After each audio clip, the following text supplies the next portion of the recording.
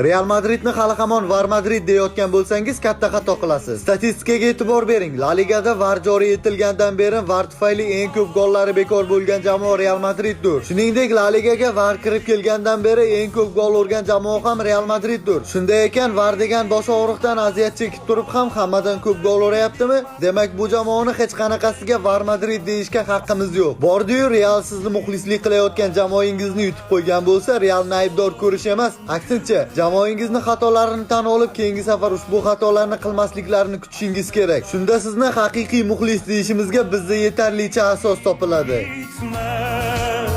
Son günüme kadar, kar durana kadar, aşk mezara kadar.